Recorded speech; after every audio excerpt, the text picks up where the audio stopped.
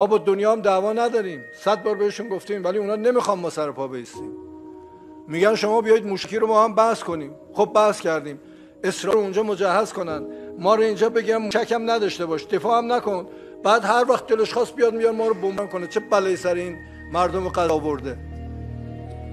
و هیچ کی هم تو این دنیایی که دم از حقوق بشر و انسانیت رو دارن میگن، هیچ کی الان صداش در نمیاد، راحت میزنه نشون. واسیم بزنن ما رو.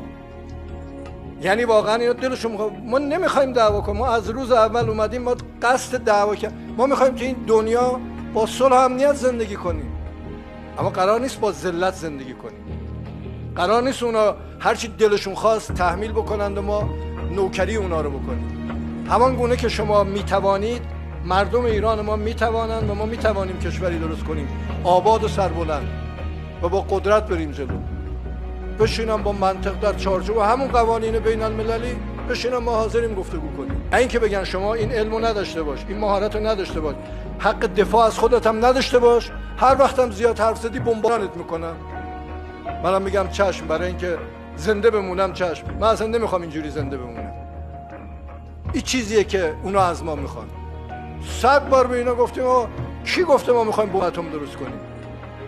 کارهایی که بچهای دانشگاهی ما تو همون طب هستی کردن، ما رفتیم 70 تا در حقیقت در اونجا کاری کردن برای تشخیص، برای درمان، برای به اصطلاح معالجه و هزار تا کار دیگه از اون طب هستی میشه استفاده کرد. هیچ انسان آزاده‌ای، هیچ انسان آگاه و دانشمندی نمیپذیره که زیر بار این ذلت‌ها بره. هر جوری ارزیابی میکنید بکنید، دیگه بی خودی تو دنیا نگید اینا بمب میخوان بسازن.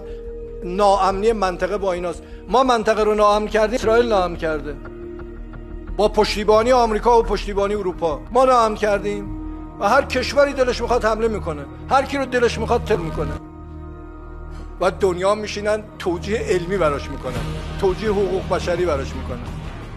اینه که آدم، من به عنوان انسان نمیتونم بپذیرم، نمیتونم زیر باری برم که اینا برترند و ما پایینتریم. ایرانی درست کنیم که آباد باشه، سربلندی درش باشه.